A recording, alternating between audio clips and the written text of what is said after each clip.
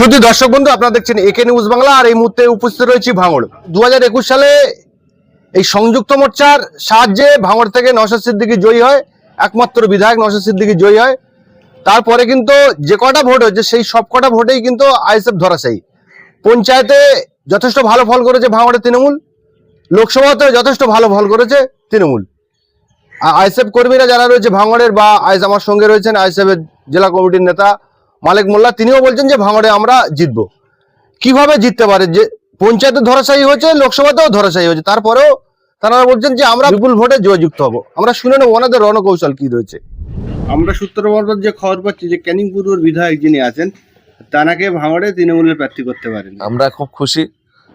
তিনি অনেক দিন ধরে লড়াই করছেন এখানে, মানে ভাঙড়ের নওশাদ সিদ্দিকীকে হারানোর জন্য তিনি একদম শপথ নিয়েছেন। সেক্ষেত্রে তিনি যদি ভাঙড়ের মাটিতে ভাঙড়ে প্রার্থী হন তাহলে জনগণের সুবিধা হবে তাকে একেবারে শোচনীয়ভাবে পরাজিত করার। এই সুযোগটা থেকে ভাঙড়ের মানুষ মানে বঞ্চিত হওয়ার একটা জায়গা ছিল, সেটা যদি উনি ভাঙড়ে দাঁড়ান তাহলে ওনার শোচনীয়ভাবে পরাজিত করার যে আনন্দ সেটা ভাঙড়ের মানুষ পাবে। 26শে বিধানসভায় আপনাদের প্রার্থী মোটামুটি ঠিক হয়ে গেছে? মোটামুটি কিছু কিছু জায়গায় শিডিউল কাস্ট সিটগুলো একটু আছে, অনেকগুলো জমা পড়েছে, সেগুলো যাচাই বাছাই করার ব্যাপার আছে। মোটামুটি শিডিউল করে নিয়েছেন আপনারা? হ্যাঁ বা জোট কি বামফ্রন্টের সঙ্গেই হয়েছে? হ্যাঁ। আমরা সূত্র মারফত খবর পাচ্ছিলাম যে ভাঙড়ের তৃণমূলের দুজন বর্ষিয়ান নেতা আরাবুল ইসলাম, কাইজার আহমেদ, তারা আপনাদের দলে কোনো জায়গা থেকে প্রার্থী হচ্ছে। আমরা সূত্র মারফত খবর পেলাম, এটা কতটা সত্য? প্রার্থী যতক্ষণ না হচ্ছে ঘোষণা ততক্ষণ বলতে পারছি না, বিচারাধীন ব্যাপার। সদ্য দলের মধ্যে এসে সঙ্গে সঙ্গে সবাই প্রার্থী হয়ে যাবে এটা বলা যায় না। তবে মানুষ যখন কোনো একটা তার ব্যক্তিগত স্বাধীনতা যে দল করতেই পারে, সেক্ষেত্রে দলেরও একটা বিবেচনার ব্যাপার আছে, তাদের ব্যাকগ্রাউন্ড বিশ্লেষণ করার ব্যাপার আছে। মানুষ সবসময় একরকম থাকে না, ভালো ভেবে ভালো কাজ করতে চাইলে সুযোগ পাওয়া উচিত আমরা মনে করি। সেই হিসেবে পার্টি বিচার বিবেচনা করবে, করে নিশ্চয়ই সিদ্ধান্ত সেরকম নেবে। ভাঙড়ে আইএসএফ 2021 সালে জেতার পরে যে কটা ভোট হয়েছে সব কটা তৃণমূল জিতেছে। পঞ্চায়েত ভোটেও তারা তৃণমূল যথেষ্ট ভালো ফল করেছে। আর লোকসভা পঞ্চায়েত ভোটটা আর লোকসভা ভোটটা দুটো আপনারা গুলিয়ে ফেলছেন। পঞ্চায়েত ভোটটা লুট করেছে, প্রশাসনকে সঙ্গে নিয়ে অমানবিক অত্যাচার করেছে, একাধিক ছেলেপিলের হাত পা ভেঙে দিয়েছে, গুলি চালিয়েছে, ঠ্যাং থেকে কেটে বাদ দিতে হয়েছে, মারা গেছে 3 জন, প্রকাশ্য গুলি করে মেরেছে। এরকম জায়গায় আমরা কিছু কিছু গ্রামের মধ্যে যারা ঢুকে পড়েছিল তাদেরকে গ্রামবাসীরা ধরে ফেলেছিল।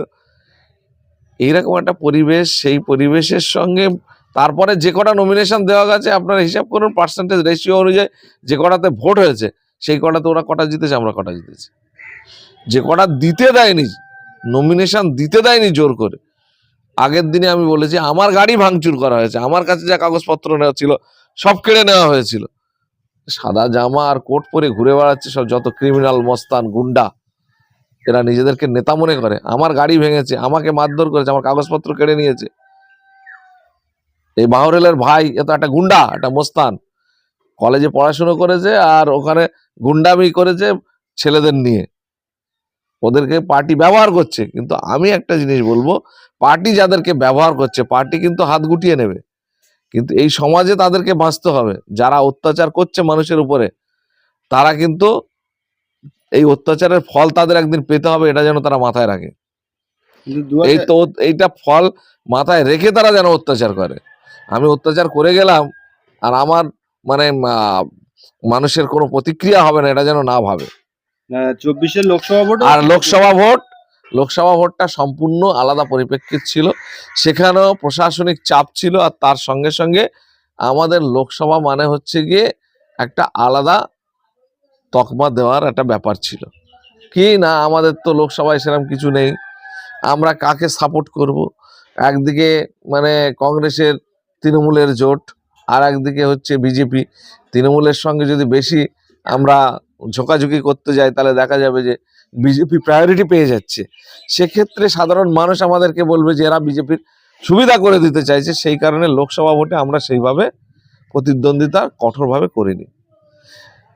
তার সঙ্গে বিধানসভার ভোটকে জড়িয়ে দিলে হবে না, গুলিয়ে দিলে হবে না। বিধানসভার ভোট সম্পূর্ণ আলাদা। এখানে আমরা জিতেছি, সাধারণ মানুষ ঐক্যবদ্ধভাবে এখানে নওশাদ ভাইকেই আগামী দিনে বিধানসভার মধ্যে লড়াই করতে দেখতে চান। না, 2024-এ লোকসভা ভোটে কেন্দ্র বাহিনী এবং রাজ্য পুলিশ মিলিয়ে ভোট হয়েছে। রাজ্য পুলিশ আর কেন্দ্র বাহিনী এইসবগুলো আপনারা অনেকদিন ধরে ভোট দেখছেন, এই দিয়ে আর এই বলে কোনো কাজে আসে না। এদেরকে মাছ মাংস খাইয়ে ওই স্কুল বাড়িতে ঘুম পাড়িয়ে রেখে এখানে ভোট লুট হয়। এটা তো আমরা দেখেছি, পুরো কেন্দ্র বাহিনী দিয়ে 21 সালে ভোট হয়েছে, আমরা বুথ কেন্দ্রে ঢুকতে পারিনি, নেত্রাতে গিয়ে আমাদের পালিয়ে আসতে হয়েছে। তাহলে এসব বলে কোনো লাভ আছে? মোটামুটি রাজ্য এবং মাছ মাংস কেন্দ্রের, তৃণমূল খাইছে। হ্যাঁ, রাজ্য আর কেন্দ্রে যদি সেটিংটা বন্ধ না হয় তাহলে ভোট যত কেন্দ্র বাহিনী এনে শুইয়ে রাখুক এই একই রকম ভোট হবে। অ্যাকচুয়ালি রাজ্য সরকার চায় তার যে দুর্নীতি সেন্ট্রাল গভর্নমেন্ট যাতে এক্সপোজ না করতে পারে, তার জন্য সে সেন্ট্রাল গভর্নমেন্টের সঙ্গে যোগাযোগ রাখে। আর সেন্ট্রাল গভর্নমেন্ট দেখছে যে রাজ্য সরকারের যারা সরকারে আছে তাদের যে এমপি আছে সেই এমপিগুলো যদি আমাদের বিপদের মুখে সহযোগিতায় আসে, তৃণমূল কংগ্রেসের যত এমপি আছে তারা যদি তৃণমূলের পাশে থাকে তাহলে তৃণমূল দলটা লোকসভাতে অনেক মজবুত হিসেবে থাকবে। এই দুটো অঙ্কের কারণে দুজন দুজনের পাশাপাশি কাছাকাছি সবসময় আছে। নইলে যা দুর্নীতি হয়েছে পশ্চিমবঙ্গে, যারা দুর্নীতি করেছে তারা এতদিন সাজা হয়ে যেত তাদের, সেসব কিচ্ছু হচ্ছে না। আবার এই তৃণমূল যদি সঠিকভাবে তার জায়গায় লড়াই করে তাহলে বিজেপি 77টা সিট পেতে পারে না।